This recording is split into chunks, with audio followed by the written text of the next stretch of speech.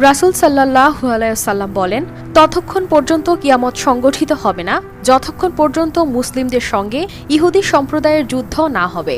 ইহুদিরা মুসলিমদের ভয়ে পাথর বা গাছের পেছনে লুকিয়ে থাকবে। তখন পাথর বা গাছ বলবে, হে মুমিন, হে আল্লাহর বান্দা, এই তো ইহুদি আমার পেছনে লুকিয়ে আছে, এসো তাকে হত্যা করো। তবে কি কিয়ামত সন্নিকটে? এমন প্রশ্নই জন্ম দিচ্ছে গোপালগঞ্জের মুকসুদপুর উপজেলার গজিনা গ্রামের গাছের কথা বলার ঘটনা। গাছকে সালাম দিলে উত্তর দিচ্ছে, মুসলিম কিনা জিজ্ঞেস করলে দিচ্ছে তার উত্তরও।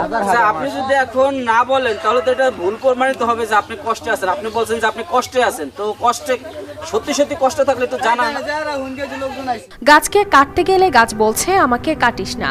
এমন গুজব চাউর হতেই এলাকা জুড়ে সৃষ্টি হয়েছে চাঞ্চল্য। গাছের মধ্যে কোপ দিছে, আমার মারিস না, ছেড়া দৌড়া গেছে। অনেকটি মানুষের ডাক দিছে, বিশ্বাস করে নাই। পরে একটা বড় বেড়ে আইছে, পরে শব্দ শুনছে, পরে সবাই আইছে, পরে সবাই জানছে। আমি সালাম দিলাম, গাছে বলে যাই বলি না কেন আমি হি বলে।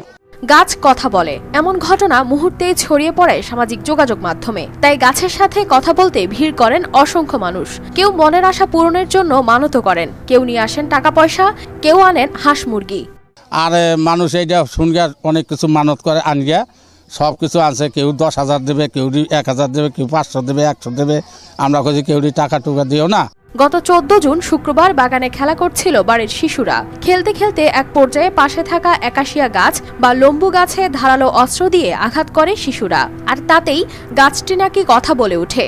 পরে বাড়ির লোকজন জানতে পেরে গাছের গায়ে কান পেতে আওয়াজ শুনতে পান, আর এই গুজব ছড়িয়ে পড়তেই শুরু হয় চাঞ্চল্য। দিয়ে না কি জানি কাছি দিয়ে হয়তো যে কোনো একটা দিয়ে গাছে আঘাত করছে। আঘাত করার পরে গাছে একটা কোহানের শব্দ দিয়েছে, এরকম করে। ও ভয় থেকে হাতে কি ছড়ে গেছে। পরে সে ধরুন আমাকে মতন বড় মানুষ এসে দেখছে যে না, ঘটনা সত্য। পরে আমার স্বাস্থ্য ওই ফরিদ ও আইসে, আই দেখে না, ও পরে সে সবাই জানাই দিছে। লোকজন ভিড় করে বিধায় গাছের মালিক এতে গোবর লেপে দেন, আর এরপর তিনি অসুস্থ হয়ে পড়লে সকালেই গোবর পরিষ্কার করে দুধ আর ডাব পানি দেওয়ার ব্যবস্থা করা হয়। কাকি আর কি এত লোক আসে দেখে বিরক্ত বোধ মনে করে, তো ওই কাকি আর কি গাছে গোবর দিছে যে লোকজন যাতে না আসে। গাছে গোবর দিছে, গোবর দেওয়ার পরে সে নাকি একটু অসুস্থ হয়ে গেছে। গোবর দেওয়ার পরে পরে সকালে গোবরটা আর কি ধুয়ে দিছে, ধুয়ে দেওয়ার পরে দুধ পানি দিছে, ডাব দিছে।